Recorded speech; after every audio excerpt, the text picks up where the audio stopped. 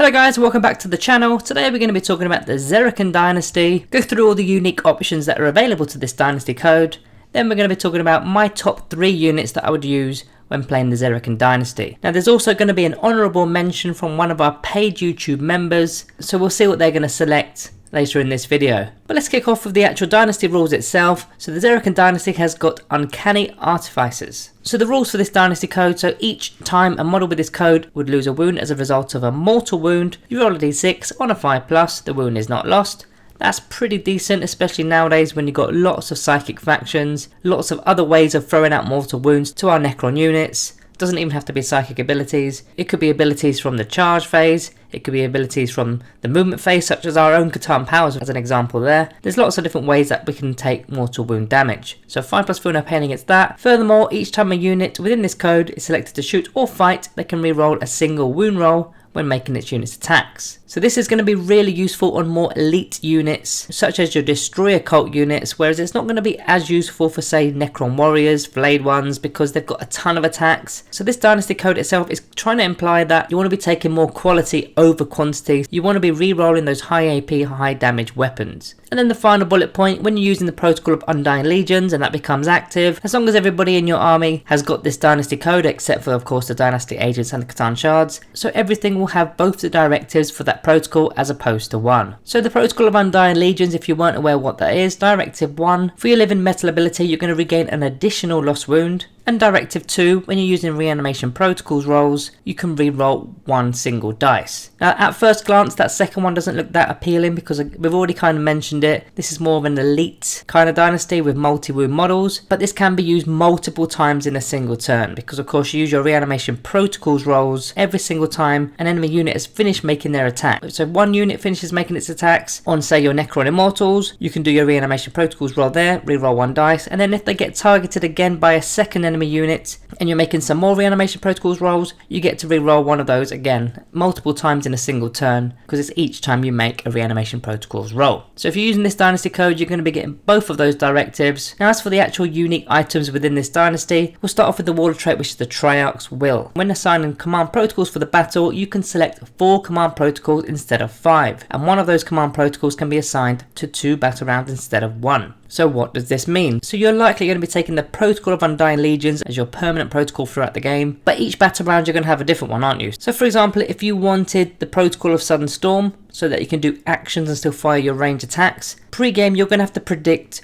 what battle round that you're going to really want this in. So maybe you want it for battle round 2, maybe you want it for battle round 3. You're really unsure what battle round you're going to be needing this. Whereas when you've got this Warlord trait, you can select it for 2 battle rounds as opposed to 1 to give you a better chance of actually having the correct protocol at the right time. So with this Warlord trait, you can have Protocol of Sudden Storm in battle round 2 and have it in battle round 3. So it gives you a little bit more flexibility in terms of your timing. So that's the Warlord trait. As for the stratagem, we've got Empiric Damping. Now this one's pretty decent. So what is it? It's 1 command point in your opponent's psychic phase. When an enemy psychic attempts to manifest a psychic power within 18 inches of any Szarekhan unit from your army, you roll a d6 on a 4+, the psychic power is denied. And 18 inches is a pretty decent range to be denying a psychic power army wide. Now what's so great about this stratagem is you don't have to beat the enemy psychic's psychic test. It's simply a 4+ roll. It's a 50-50 roll. Even if they get a 12 of their psychic test, all you've got to do is roll a 4, 5 or 6 and that power is denied. Now okay, you can fail it and you lose a command point, but the fact that our codex doesn't have any psychers at all,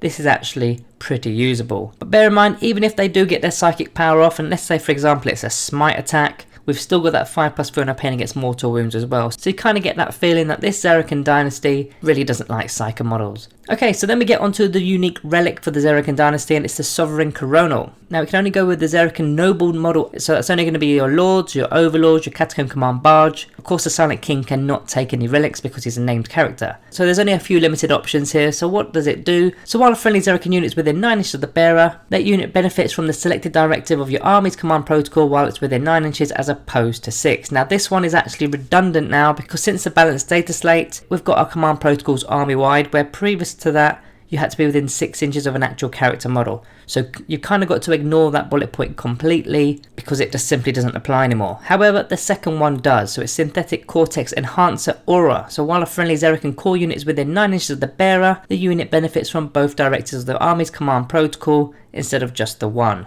So that's all your command protocols, not just the one from the Szarekhan Dynasty. This is also going to apply to your battle round command protocols as well. So again, I'm going to use that example of Protocol of Sudden Storm. You can be using both the directives as opposed to one. So you can be doing actions and still firing, as well as getting that additional movement. However, it's only going to apply to units within 9 inches of the bearer.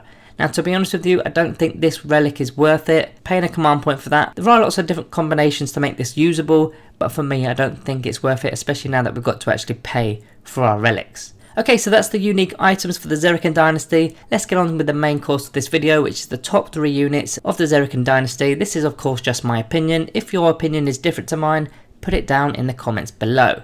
So when you see the Szarekhan Dynasty on the tabletop, these are the kind of units that you're going to see quite frequently. So you're going to of course have the Silent King. He's going to be the main cornerstone of any Szarekhan Dynasty. Then all the destroyer cult units such as Heavy Locust Destroyers, Scorpit Destroyers, elite units that are going to really benefit from that reroll to the wound roll. Lychguard will definitely benefit from these as well. And then of course your heavies such as your Canoptic Doomstalkers and your Doomsday Arcs. Getting a single reroll to their wound rolls with their strength 10 weapons could be pretty big. So in at number 3, this one's going to shock you. I wanted to get this one out of the way early, but I put number 3 as the Silent King. He's not number 1, number 3 there. So that's got you thinking, hasn't it? Anyway, let's get on with the Silent King first at number 3. So of course he's got the Silent King ability, so you're going to receive 3 additional command points when you're selecting the Silent King for your list. He can also deny a psychic power as if he was a psyker. Now you can only deny the witch once from a single unit, so the stratagem should not be able to stack alongside this ability. So if you are going to deny a psychic power with his actual ability, you can't then fall back to the actual stratagem, Empiric Damping, to then try again. So you kind of got to select which one you're going to do, but this one will save you a command point when using it, but you've actually got to beat the dice that your opponent rolls. So if they roll really high, then maybe look towards the stratagem for a 4+ roll. But if they roll really low, then yeah, maybe the Silent King is your better option. Now of course he's got lots of unique abilities. We go through this quite often. I'm going to skim through these because I don't want to take too much of your time with information you already kind of know. But he's got all the aura buffs to reroll hit rolls, reroll boom rolls, give you an extra bit of movement. Mine will be done for the +1 to the hit rolls. Doing that on 2 completely different core units as well. That's going to really buff those elite units such as Scorpit Destroyers, Ophidian Destroyers, Lokhust Destroyers, all those elite kind of models. And in fact, don't forget vehicles too. They've got the core keyword. Maybe it's your Triax Stalkers, because it's any core unit as opposed to the Dynasty core units. Very useful at range as well as in melee. Now unfortunately the Silent King does not gain any bonuses from the Dynasty code itself, which is actually kind of the reason I put him in at number 3 as opposed to number 1, because he's not actually making use of the Dynasty code. He can be put into any dynasty and he's going to be really good in any dynasty, but specifically for the Szarekhan Dynasty, he's just as good in this dynasty as he is in any of the others. So he's not re-rolling a single wound roll, he's not got a 5+4 no pain against mortal wounds. So he's got that Warlord trait on top of that, so you pay command point, get this Warlord trait, he can mess around with those command protocols. We've kind of already mentioned the Warlord trait earlier in the video, but yeah, this is the main guy for the Szarekhan Dynasty. You don't necessarily need to take him. I know he's an auto-include for virtually every list at the moment, but you don't need to take him. That's why I put him in at number 3. Now number 2, it kind of links to the Silent King, but it's going to be the Technomancer. And when you've got the Technomancer, of course you've got the Rites of Reanimation ability, so you're bringing back core units within 6 inches in your command phase. Now again, this is an elite dynasty, so lots of destroyer cult units, lots of high strength, high AP, high damage weapons. So if you're bringing those back every single turn, that's going to be really beneficial as opposed to say bringing back a single immortal or a single flayed one, because they're not going to really be used as often in this dynasty code.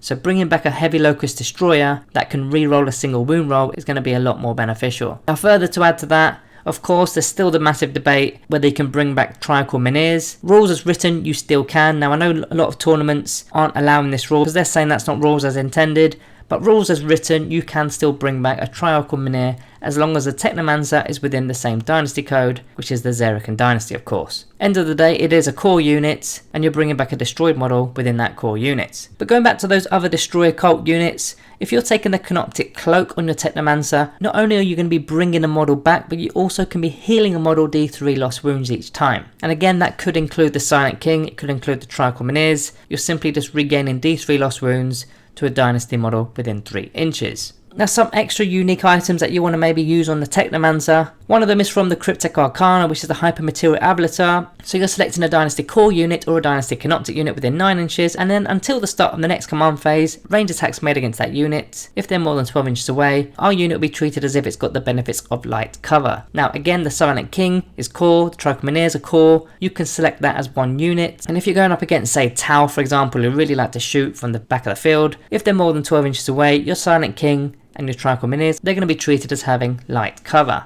Not too bad. Alternatively, you can use the Veil of Darkness relic on your Technomancer, and again I'm going to use the example of the Silent King because it's just an easy option to do here. You can veil a core unit that's within 3 inches of your Technomancer and then put them back on the battlefield more than 9 inches away from enemy models, and make sure both the units are wholly within 6 inches of one another. Now the Silent King as well as the 2 Trichomoneers, there is a position that they will fit wholly within 6 inches of a Technomancer. You could Veil of Darkness relic the Silent King and his Trichomoneers to the other side of the battlefield if you wanted to. Now, I'm not saying that's the most competitive thing to do with the Silent King, but you do have the option if you really wanted to. So that's my number 2 in this list. Let's get on to the members' honourable mention, and today's member is going to be RMJ. And the unit he's selected today is the Lychguard, and specifically with the swords and shields. So let's go through why he selected the Lychguard today. So first of all, they can be My Will Be Done with one of your Overlord models, the Silent King for example. Get them hitting on a 2+, which is always really nice. But they're also going to really link with the Dynasty code itself, having a 5+ feel no pain against mortal wounds. So they've already got a 2+ armor save because of the shields, a 4+ in-run save because of the shields, and now a 5+ feel no pain save against mortal wounds. That's going to make them really tanky. Now re-rolling a wound roll, yeah, that's not too bad. But when you're using the protocol of Undying Legions on the Lychguard, that can become quite handy. Specifically the second bullet point, which is the reanimation protocols roll, getting to re-roll a single dice there. Now Lychguard are only 2 wounds per model, so they are still multi-wound models, but they're not as difficult as say trying to bring back a Scorpion Destroyer or a Lokhust Destroyer. And the amount of times where you roll your reanimation protocol rolls and you're always 1 dice short of bringing back that extra Lychguard model, but here you've got an opportunity to re-roll one of those dice and hopefully bring one of those back, and then you're not short by 1.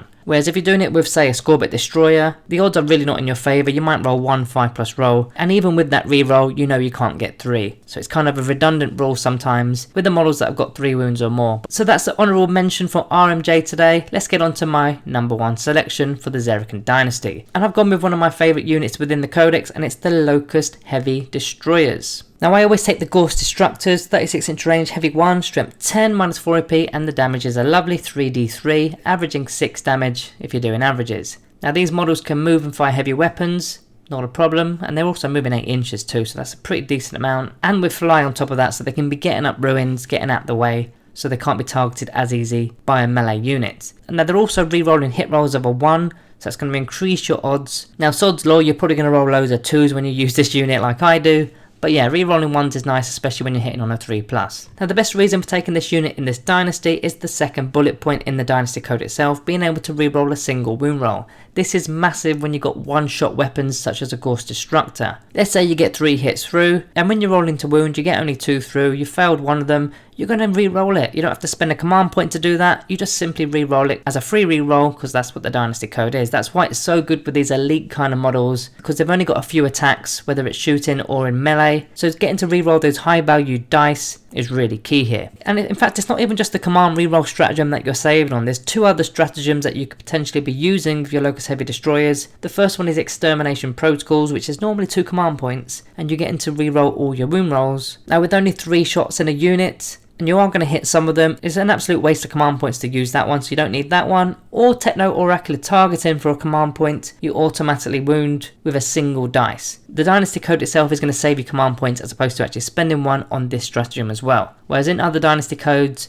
you may be tempted to use either of those stratagems or, yeah, the CP reroll. Now in terms of unit synergy, Rites of Reanimation, we kind of mentioned the Technomancer already in our second selection today. Bringing back a Lokhust Heavy Destroyer every time you lose one, it's one of my personal favourite combinations in the Codex itself. It really makes these guys really tanky because not only can you bring one back, but with that Canoptic Cloak you can heal another one on top of that. So unless the unit gets completely wiped out in a single turn, they're always going to be pretty much standing. Now My Will Be Done for a +1 to the hit rolls, so those annoying 2s that you roll are now not an issue because it's 2s re-rolling in 1s. You should be getting your 3 hits from your unit of 3 of them. But that's why I selected the Lokhust Heavy Destroyers today. They match the Dynasty code perfectly. They're elite units with only a few shots that you get to re-roll. So that's it today guys. Make sure you subscribe to not miss out on future tactics within the Necron Codex. Thank you all for watching and I'll see you next time.